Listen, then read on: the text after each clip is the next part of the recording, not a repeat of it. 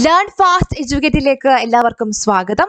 Statistics lesson grade 2 2025 എക്സാമിന് വേണ്ടിയിട്ട് നമ്മൾ എല്ലാവരും തന്നെ പഠിക്കുവാനായിട്ട് പോവുകയാണ് അല്ലെ. അതിൽ എല്ലാവർക്കും ഉള്ളൊരു സംശയമാണ്, ഏത് ജില്ലയിലേക്കാണ് നമ്മൾ അപേക്ഷിക്കേണ്ടത്, അല്ലെങ്കിൽ അപേക്ഷിച്ച് കഴിഞ്ഞവർക്ക് അറിയേണ്ട ചില കാര്യങ്ങളുണ്ട്. ആ ജില്ലയിൽ നിയമനം കിട്ടുവാനായിട്ടുള്ള സാധ്യതകൾ എത്രത്തോളമാണ്. ഈ ഒരൊറ്റ വീഡിയോയിൽ തന്നെ നമ്മൾ എറണാകുളം ജില്ലയിൽ സ്റ്റാറ്റിസ്റ്റിക്സ് ലെസൺ ഗ്രേഡ് 2 നിയമന സാധ്യതകൾ എത്രത്തോളമാണ് എന്നാണ് അനലൈസ് ചെയ്യുവാനായിട്ട് പോകുന്നത്. ശ്രദ്ധിക്കുക, ഇത് എറണാകുളം ജില്ലയിൽ അപ്ലൈ ചെയ്തവർക്ക് വേണ്ടി മാത്രമുള്ള വീഡിയോ അല്ല, അപ്ലൈ ചെയ്യാൻ പോകുന്നവർക്കും അപ്ലൈ ചെയ്യണോ വേണ്ടിയോ എന്ന സംശയം നിൽക്കുന്നവർക്കും വേണ്ടിയുള്ള ഒരു വീഡിയോ ആണ്. ഇതുപോലെ തന്നെ കേരളത്തിലെ എല്ലാ ജില്ലകളുടെയും വീഡിയോ നമ്മുടെ യൂട്യൂബ് ചാനലിൽ അപ്ലോഡ് ചെയ്തിട്ടുണ്ട്. അതുപോലെ എല്ലാ ജില്ലകളുടെയും ജില്ലാ തലത്തിലുള്ള കമ്പാരിസൺ ആയിട്ടുള്ള വീഡിയോയും അപ്ലോഡ് ചെയ്യുന്നതാണ് കേട്ടോ. അപ്പോൾ ഈ ഒരു വീഡിയോ നിങ്ങളുടെ എറണാകുളത്തുള്ള എല്ലാ സുഹൃത്തുക്കൾക്കും ഷെയർ ചെയ്ത് കൊടുക്കുവാനായിട്ട് മറക്കരുത്. അപ്പോൾ എറണാകുളം ജില്ലയിലെ ഡീറ്റെയിൽസിലേക്ക് നമുക്ക് കടക്കാം. എത്ര പേരാണ് എറണാകുളം ജില്ലയിലെ എക്സാമിന് വേണ്ടിയിട്ട് അപ്ലൈ ചെയ്തത്? 5285 പേരാണ് എറണാകുളം ജില്ലയിലെ സ്റ്റാറ്റിസ്റ്റിക്സ് ലെസൺ ഗ്രേഡ് 2 പരീക്ഷയ്ക്ക് വേണ്ടിയിട്ട് കഴിഞ്ഞ തവണ അപ്ലൈ ചെയ്തത്. എന്നാൽ കൺഫർമേഷൻ നൽകിയവരുടെ എണ്ണം 3034 പേര് മാത്രമാണ്. ഈ ഒരു എക്സാമിന് വേണ്ടിയിട്ട് എക്സാം അപ്ലൈ ചെയ്തത് 5285 ആയിരുന്നു. എന്നാൽ കൺഫർമേഷൻ നൽകിയത് വെറും 3034 പേരാണ്. ഈ കൺഫർമേഷൻ നൽകുക എന്ന് പറയുമ്പോൾ ആദ്യമായിട്ട് PSC എക്സാം എഴുതുന്നവർക്ക് ഒരു കൺഫ്യൂഷൻ ഉള്ള കാര്യമാണ്. നമ്മുടെ എക്സാമിന് 1-2 മാസം മുൻപായിട്ട് തന്നെ എക്സാം ഡേറ്റും സിലബസ് ഒക്കെ വന്നുകൊണ്ട് PSCയുടെ പ്രൊഫൈലിൽ ഒരു കൺഫർമേഷൻ നൽകുവാനായിട്ടുള്ള ഒരു മെസ്സേജ് വരും. അതായത് നിങ്ങൾ ഒരു പരീക്ഷ എഴുതുമെന്ന ഒരു ഉറപ്പ്, ആ ഒരു കൺഫർമേഷൻ നൽകൂ എന്ന് പറഞ്ഞിട്ട് ഒരു മെസ്സേജ് PSC പ്രൊഫൈലിൽ വരും. നമ്മളപ്പോൾ പ്രൊഫൈലിൽ ലോഗിൻ ആയിട്ട് ആ ഒരു കൺഫർമേഷൻ നൽകേണ്ടതായിട്ടുണ്ട്. ഈ ഒരു കൺഫർമേഷൻ നൽകിയാൽ മാത്രമേ നമുക്ക് എക്സാം എഴുതുവാനായിട്ട് സാധിക്കുകയുള്ളൂ. പ്രത്യേകം ശ്രദ്ധിക്കുക, ഈ കൺഫർമേഷൻ നമ്മൾ നൽകിയാൽ മാത്രമേ ഈ പരീക്ഷ എഴുതുവാനായിട്ട് സാധിക്കുകയുള്ളൂ. ഇനി കൺഫർമേഷൻ കൊടുക്കുവാനായിട്ട് നമ്മൾ മറന്നു പോയാൽ അല്ലെങ്കിൽ കൊടുക്കാൻ പറ്റാതെ പോയാൽ നമുക്ക് ആ ഒരു പരീക്ഷ എഴുതുവാനായിട്ട് സാധിക്കുകയില്ല. അപ്പൊ അത് അങ്ങനെ എഴുതാൻ പറ്റാതെ പോയിട്ടുള്ള കുറച്ച് പേരൊക്കെ അറിയാം കേട്ടോ. അപ്പോൾ അങ്ങനെയുള്ള അബദ്ധങ്ങളൊന്നും തന്നെ പറ്റരുത്. അപ്പൊ എല്ലാവരും പ്രത്യേകം ശ്രദ്ധിക്കുക, ഇടയ്ക്ക് PSC പ്രൊഫൈൽ ചെക്ക് ചെയ്യുക, കൺഫർമേഷൻ കൊടുക്കുവാനായിട്ട് മറക്കരുത്. കൺഫർമേഷൻ നൽകുവാനായിട്ടുള്ള ആ ഒരു മെസ്സേജ് വരുമ്പോൾ തന്നെ അതുമായിട്ട് ബന്ധപ്പെട്ട എല്ലാ കാര്യങ്ങളും നമ്മളുടെ യൂട്യൂബിലും അതുപോലെ ടെലിഗ്രാം ഗ്രൂപ്പിലൊക്കെ അറിയിക്കുന്നതായിരിക്കും കേട്ടോ. അപ്പോൾ അങ്ങനെ 3034 പേര് കൺഫർമേഷൻ നൽകി. ഈ കൺഫർമേഷൻ നൽകിയ എല്ലാവർക്കും തന്നെ ചിലപ്പോൾ എക്സാം എഴുതുവാനായിട്ട് വരാൻ പറയുന്ന നിർബന്ധമില്ല. പല കാരണങ്ങളാൽ അവർ എക്സാം എഴുതാൻ വരാതെ പോയേക്കാം. അപ്പൊ അങ്ങനെ 3034 പേരിൽ നിന്ന് വെറും 1913 പേര് മാത്രമാണ് എറണാകുളം ജില്ലയിലെ സ്റ്റാറ്റിസ്റ്റിക്സ് ലെസൺ ഗ്രേഡ് 2 പരീക്ഷ കഴിഞ്ഞ തവണ എഴുതിയത്. നിങ്ങളൊന്ന് ആലോചിച്ച് നോക്കിക്കേ, ഒരു മത്സര പരീക്ഷയിൽ, ഒരു PSC പരീക്ഷയിൽ മത്സരിക്കുന്ന മത്സരാർത്ഥികളുടെ ഉദ്യോഗാർത്ഥികളുടെ എണ്ണം എന്ന് പറയുന്നത് 1913 പേര് മാത്രം. 1913 പേര് മാത്രം എഴുതുന്ന ഒരു PSC പരീക്ഷ. ഇതുപോലെയുള്ള ഒരു പരീക്ഷ നിങ്ങൾ ഇതിനു മുമ്പ് കണ്ടിട്ടുണ്ടോ? ജനറൽ PSC പരീക്ഷകൾ നിങ്ങൾക്കറിയാം, ലക്ഷക്കണക്കിന് ആളുകളാണ് ആ ഒരു പരീക്ഷയ്ക്ക് വേണ്ടിയിട്ട് പഠിക്കുന്നതും അപ്ലൈ ചെയ്യുന്നതും എല്ലാം തന്നെ. നമ്മുടെ ഒരു എക്സാമിന് വേണ്ടിയിട്ട് വെറും 5000-അടുത്ത് മാത്രം ഉദ്യോഗാർത്ഥികൾ അപ്ലൈ ചെയ്തതും അതിൽ വെറും 1913 പേര് മാത്രമാണ് എക്സാം എഴുതിയത്. അത്രത്തോളം കോമ്പറ്റീഷൻ കുറവാണ് അല്ലെ. കോമ്പറ്റീഷൻ ലെവൽ നോക്കിയാലും ഇതിൽ എത്ര പേരായിരിക്കും വളരെ സീരിയസ് ആയിട്ട് ഒരു പരീക്ഷയ്ക്ക് വേണ്ടി പഠിച്ചിട്ടുണ്ടാവുക? നിങ്ങളൊന്ന് ആലോചിച്ച് നോക്കുക. ഓക്കെ, അപ്പോൾ ഈ ഒരു എക്സാം എഴുതിയ 1913 പേരിൽ നിന്ന് എത്ര പേരാണ് മെയിൻ ലിസ്റ്റിൽ ഉണ്ടായിരുന്നത്? 43 പേരാണ് മെയിൻ ലിസ്റ്റിലേക്ക് ഉൾപ്പെട്ടത്. അപ്പൊ അങ്ങനെയാണെങ്കിൽ കട്ട് ഓഫ് എത്രയായിരുന്നു? എറണാകുളം ജില്ലയുടെ കട്ട് ഓഫ്, അതായത് നമ്മുടെ മെയിൻ ലിസ്റ്റിലെ ഏറ്റവും ലോവസ്റ്റ് മാർക്ക് കട്ട് ഓഫ് എന്ന് പറയുന്നത് 28.33 മാർക്കാണ്. ഹയസ്റ്റ് മാർക്ക് എന്ന് പറയുന്നത് 46.33 മാർക്കാണ്. 100 മാർക്കിന്റെ പരീക്ഷയാണ് കേട്ടോ. അതുകൊണ്ട് നിങ്ങൾ ഓർക്കണം, 100 മാർക്കിന്റെ പരീക്ഷയിൽ അത് കട്ട് ഓഫ് മാർക്ക് 28.33 മാർക്കും ഹയസ്റ്റ് മാർക്ക് വന്നിരിക്കുന്നത് 46.33 മാർക്കും. അപ്പോൾ ഈ ഒരു 28.33 മാർക്കും അതിന് മുകളിൽ ലഭിച്ചിട്ടുള്ളവർ വെറും 43 പേര് മാത്രമായിരുന്നു ഉണ്ടായിരുന്നത്. അപ്പൊ മെയിൻ ലിസ്റ്റിൽ മൊത്തത്തിൽ 43 പേര് അങ്ങനെ ഇൻക്ലൂഡ് ആയിട്ടുണ്ട്. അപ്പൊ ഇതുവരെ എറണാകുളം ജില്ലയിൽ നിന്ന് അഡ്വൈസുകൾ പോയിട്ടുള്ള ആ അഡ്വൈസുകളുടെ എണ്ണം എന്ന് പറയുന്നത് 32 അഡ്വൈസുകൾ. ഇപ്പൊ എറണാകുളം ജില്ലയിൽ നിന്ന് മാത്രം 32 അഡ്വൈസുകളാണ് ഇതുവരെ പോയിട്ടുള്ളത്. അപ്പൊ 1913 പേരിൽ നിന്നും ഇതുവരെ 32 പേർക്കാണ് ആ ഒരു അഡ്വൈസ് പോയിട്ടുള്ളത്. അപ്പൊ നിങ്ങളൊന്ന് ആലോചിച്ച് നോക്കിക്കേ, നമ്മളുടെ ഒരു കോമ്പറ്റീഷൻ ലെവൽ നോക്കിയാൽ, അല്ലെങ്കിൽ നമ്മൾ കോമ്പീറ്റ് ചെയ്യുന്നവരുടെ എണ്ണം നോക്കിയാലും നമ്മുടെ അഡ്വൈസുകളുടെ എണ്ണം നോക്കിയാലും ഇതുപോലെയുള്ള ഒരു പരീക്ഷ നിങ്ങൾക്ക് മറ്റെവിടെയും കാണുവാനായിട്ട് സാധിക്കില്ല. സ്റ്റാറ്റിസ്റ്റിക്സ് ലെസൺ ഗ്രേഡ് 2 ആയാലും നമ്മളുടെ ചിലപ്പോൾ ഒരു 2-3 വർഷം കഴിഞ്ഞിട്ട് നമുക്കിനി എഴുതുവാനായിട്ട് സാധിക്കുള്ളൂ, നോട്ടിഫിക്കേഷൻ വിളിക്കുകയുള്ളൂ. അതിൽ നമുക്ക് ഉറപ്പൊന്നുമില്ല, എപ്പോഴാണ് വിളിക്കാൻ നമുക്ക് പറയാനായിട്ട് സാധിക്കില്ല. അപ്പൊ ഇതുപോലുള്ള ഒരു അവസരം ഇപ്പൊ നിങ്ങളുടെ മുന്നിലേക്ക് വന്നിരിക്കുകയാണ്. ഇപ്പൊ 2025 ഒരു എക്സാമിന് വേണ്ടിയിട്ട് നിങ്ങൾ ആത്മാർത്ഥമായിട്ട് പരിശ്രമിക്കുക. പരിശ്രമിക്കുക കേട്ടോ. നിങ്ങൾ ആത്മാർത്ഥമായിട്ട് ഇതിനുവേണ്ടി കഷ്ടപ്പെട്ട് പഠിച്ചു കഴിഞ്ഞാലോ തീർച്ചയായിട്ടും ഓരോ ജില്ലയുടെയും റാങ്ക് ലിസ്റ്റ് വരുമ്പോഴേക്കും നിങ്ങളുടെ ജില്ല ഏതാണ് ആ ഒരു ജില്ലയുടെ റാങ്ക് ലിസ്റ്റ് വരുന്ന സമയത്ത് നിങ്ങളുടെ പേരും രജിസ്റ്റർ നമ്പറും ആ ഒരു റാങ്ക് ലിസ്റ്റിലെ ടോപ്പ് റാങ്കിൽ തന്നെ ഉണ്ടാവും എന്നതിൽ ഒരു സംശയവുമില്ല. അപ്പോൾ എറണാകുളം ജില്ലയുടെ മെയിൻ ലിസ്റ്റിലേക്ക് നമുക്ക് കടക്കാം.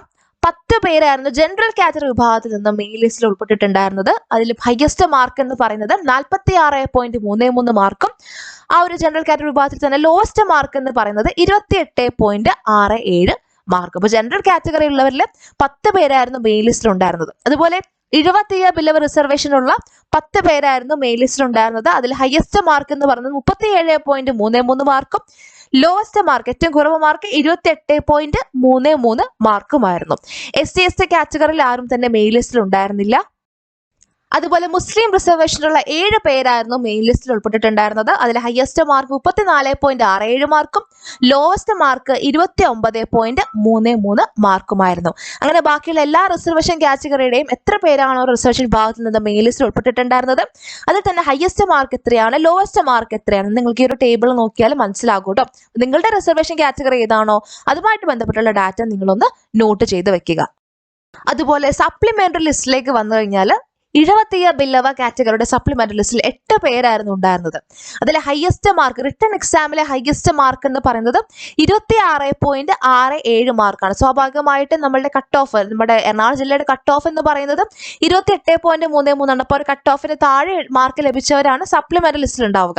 അപ്പോൾ 70 ബില്ലവയിൽ 8 പേരായിരുന്നു ആ ഒരു സപ്ലിമെന്ററി ലിസ്റ്റിൽ ഉണ്ടായിരുന്നത്. അതിൽ ഹയസ്റ്റ് മാർക്ക് റിട്ടൺ എക്സാമിലെ ഹയസ്റ്റ് മാർക്ക് 26.67 മാർക്കാണ്. അതുപോലെ ലോവസ്റ്റ് മാർക്ക് 23.33 മാർക്കാണ്. അതുപോലെ SC കാറ്റഗറിയിലെ സപ്ലിമെന്ററി ലിസ്റ്റിൽ 6 പേരാണ് ലിസ്റ്റിൽ ഉണ്ടായിരുന്നത് സപ്ലിമെന്ററി ലിസ്റ്റിൽ ഉണ്ടായിരുന്നത്. അതിൽ ഹയസ്റ്റ് മാർക്ക് 21.33 ലോവസ്റ്റ് മാർക്ക് 17.67 ആയിരുന്നു. അങ്ങനെ ബാക്കിയുള്ള എല്ലാ റിസർവേഷൻ കാറ്റഗറിയുടെയും ആ ഒരു സപ്ലിമെന്ററി ലിസ്റ്റിൽ എത്ര പേരുണ്ടായിരുന്നു അതിൽ നിന്ന് ആ ഒരു ലിസ്റ്റിലെ സപ്ലിമെന്ററി ലിസ്റ്റിലെ ഹയസ്റ്റ് മാർക്ക് എത്രയാണ് ലോവസ്റ്റ് മാർക്ക് എത്രയാണ് നിങ്ങളുടെ ഡീറ്റെയിൽസ് ഇവിടെ ഒരു ടേബിളിൽ കൊടുത്തിട്ടുണ്ട് കേട്ടോ. അപ്പൊ നിങ്ങൾക്ക് ഈ ഒരു ടേബിൾ നോക്കിയിട്ട് നിങ്ങളുടെ റിസർവേഷനുമായി ബന്ധപ്പെട്ട കാര്യങ്ങളൊക്കെ പരിശോധിക്കാം.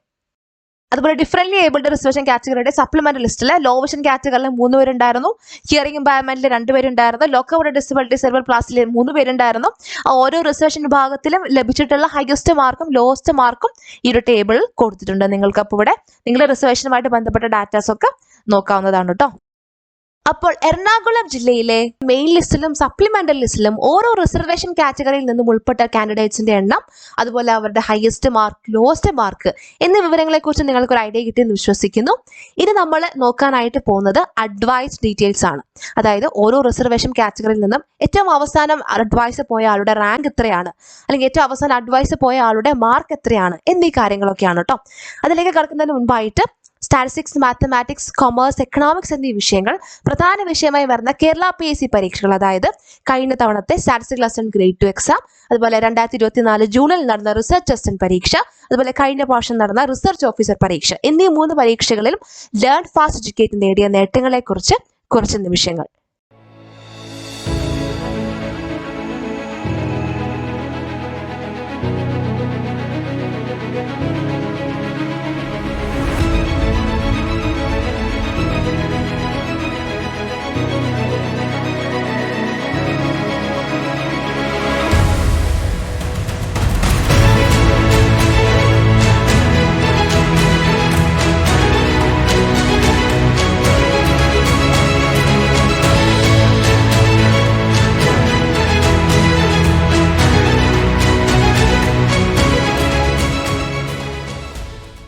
അപ്പോൾ നമുക്ക് അഡ്വൈസ് ഡീറ്റെയിൽസിലേക്ക് കടക്കാം.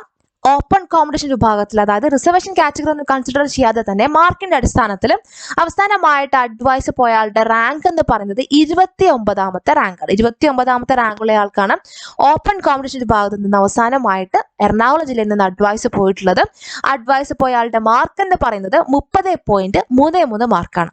അതുപോലെ നമ്മുടെ മെയിൻ ലിസ്റ്റിലെ 35ാമത്തെ റാങ്കുള്ള ആൾക്കാണ് 70 ബില്ലവ റിസർവേഷൻ കാറ്റഗറിയിൽ നിന്നും അവസാനമായിട്ട് അഡ്വൈസ് പോയിട്ടുള്ളത്. അഡ്വൈസ് പോയ ആളുടെ മാർക്ക് എന്ന് പറയുന്നത് 29.33 മാർക്കാണ്.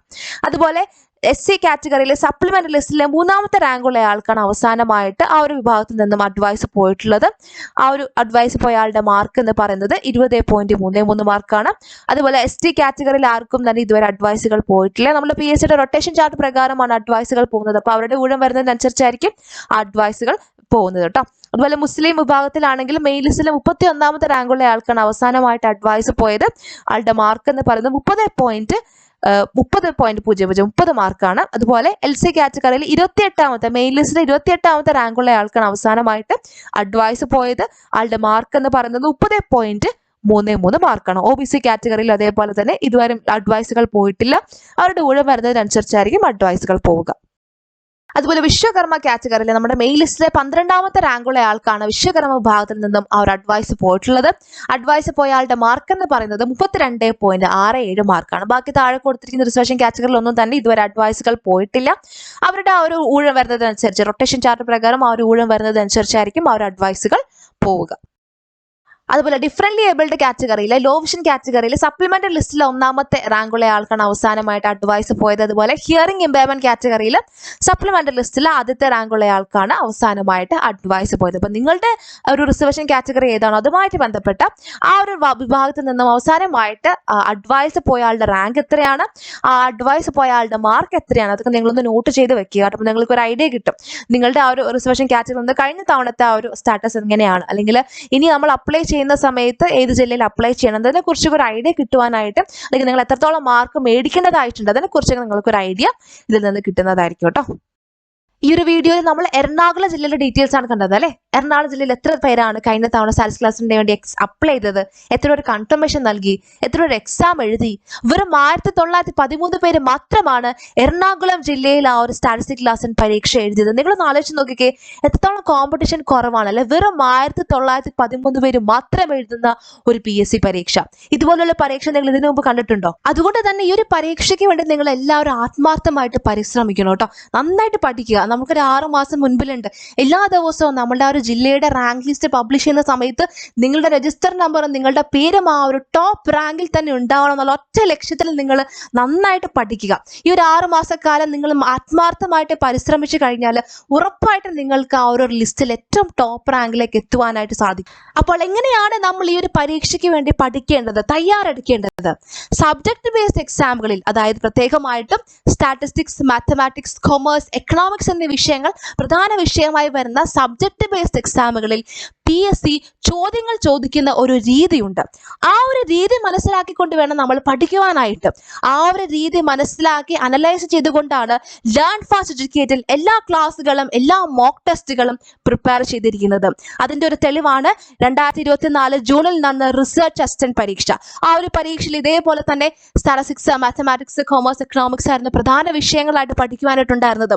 ആ ഒരു പരീക്ഷയിൽ ലേൺ ഫാസ്റ്റ് എഡ്യൂക്കേറ്റഡ് പഠിപ്പിച്ച ഭാഗങ്ങളിൽ നിന്നും 64 ചോദ്യങ്ങളാണ് നമ്മളുടെ മെയിൻ എക്സാമിന് വന്നത്. 64 ചോദ്യങ്ങൾ, എക്സാക്ട്ലി സെയിം ആയിട്ടുള്ള ചോദ്യങ്ങൾ, സിമിലർ ആയിട്ടുള്ള ചോദ്യങ്ങൾ, പഠിച്ച കാര്യങ്ങൾ അപ്ലൈ ചെയ്യേണ്ട ചോദ്യങ്ങൾ, അങ്ങനെ 64 ചോദ്യങ്ങളാണ് ഒരു പരീക്ഷയ്ക്ക് വന്നത്. ആ 64 ചോദ്യങ്ങൾ ഏതൊക്കെ ക്ലാസ്സിലാണ് നമ്മൾ പഠിച്ചിട്ടുള്ളത്, ഏതൊക്കെ മോക്ക് ടെസ്റ്റിലെ ചോദ്യങ്ങളാണ്, അല്ലെങ്കിൽ ഏത് ക്ലാസ്സിൽ പഠിപ്പിച്ച കാര്യങ്ങൾ അപ്ലൈ ചെയ്തിട്ടുള്ള ചോദ്യങ്ങൾ എന്നിങ്ങനെയുള്ള കംപ്ലീറ്റ് വിവരങ്ങൾ യൂട്യൂബിൽ ഒരു വീഡിയോ ആയിട്ട് അപ്ലോഡ് ചെയ്തിട്ടുണ്ട്. നിങ്ങൾക്കത് കണ്ടു നോക്കാം. അപ്പോൾ ആ ഒരു PSC ചോദ്യങ്ങൾ ചോദിക്കുന്ന രീതി മനസ്സിലാക്കിക്കൊണ്ട് തന്നെയാണ് ലേൺ ഫാസ്റ്റ് എഡ്യൂക്കേറ്റഡിന്റെ എല്ലാ ക്ലാസ്സുകളും തയ്യാറാക്കുന്നത്. അതിന്റെ ഫലം തന്നെയായിരുന്നു 64 ചോദ്യങ്ങൾ വന്നതും.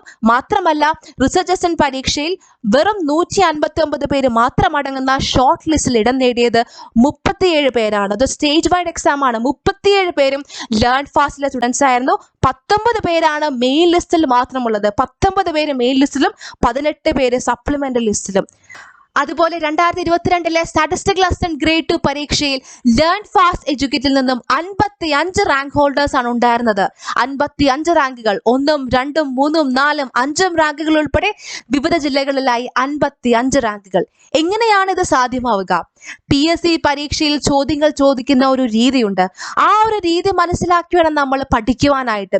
ഞങ്ങൾ ക്ലാസ്സിൽ പഠിപ്പിക്കുന്നതും അതുപോലെ മോക്ക് ടെസ്റ്റിൽ ഇടുന്ന ക്വസ്റ്റ്യൻസും നിങ്ങൾ ആത്മാർത്ഥമായിട്ട് പഠിക്കുകയും പ്രാക്ടീസ് ചെയ്യുകയും ചെയ്യുകയാണെങ്കിൽ തീർച്ചയായിട്ടും ഇനി വരാൻ പോകുന്ന 2025 സ്റ്റാറ്റിസ്റ്റിക്സ് ലെസൺ ഗ്രേഡ് 2 പരീക്ഷയുടെ റാങ്ക് ലിസ്റ്റിൽ നിങ്ങളുടെ പേരും ഏറ്റവും ടോപ്പ് റാങ്കിൽ ഉണ്ടാവുമെന്നതിൽ ഒരു സംശയവുമില്ല. ഈ 2025 നിങ്ങൾ ആഗ്രഹിച്ചതുപോലെ നിങ്ങൾക്കൊരു ഗവൺമെന്റ് ജോലി നേടുവാൻ സാധിക്കട്ടെ എന്ന് ആശംസിക്കുന്നു. നിങ്ങളോടൊപ്പം ലേൺ ഫാസ്റ്റ് എഡ്യൂക്കേറ്റ് എന്നും ഉണ്ടാവും. Thank you.